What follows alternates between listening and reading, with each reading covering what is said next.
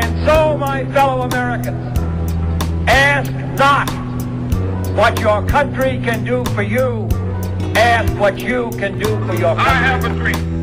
My poor little children one day live in a nation where they will not be judged by the color of their skin, but by the content of their Don't character. tell me words don't matter.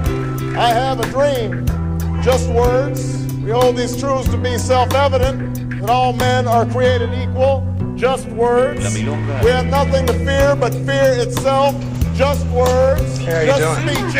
Don't tell me words don't matter. All the rough places will be made plain, and the crooked places will be made straight, and the glory of the Lord shall be revealed, and all sight shall see it.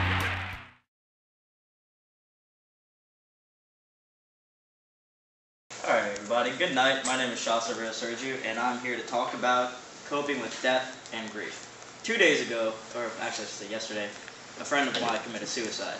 And one of my other friends was in the hospital suffering with one of the worst cases of Crohn's disease he's ever had to suffer. And he was telling me he felt like he was absolutely dying. So I felt like the subject that is most fitting for me today would be how to cope with grief. There's actually 5 steps or phases that happens after we lose someone or we lose something. First of all, we have a shock. Then we have a realization. We either go through some kind of anger, depression, denial, and then acceptance. After these things happen, we have other ways that we express ourselves to deal with it.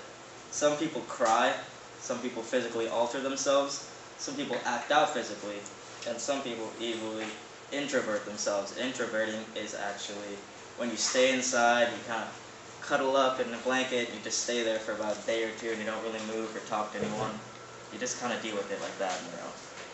And I know a few. Yes, the major thing to help everybody is time. Time equals healing.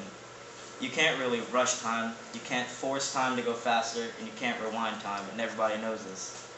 That's why time equals healing. You can't just ignore the fact that something has happened, and you can't ignore the fact that it is never going to happen, because that is just kind of setting aside time and leaving that pain to come at you at a later time. There's a couple myths. And one myth is that the pain will go away if you ignore it, but trying to ignore the pain will make it worse in the long run, and for real healing, you must actively deal with it and face your grief.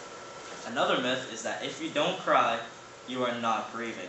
A lot of people, let me just say especially men don't like to cry, although we do cry, and, well, girls cry a lot. And so, even if you don't cry, it doesn't mean that you're not grieving, it just means that you have another way of expressing it. Some people go and they get a haircut, or they change the color of their hair.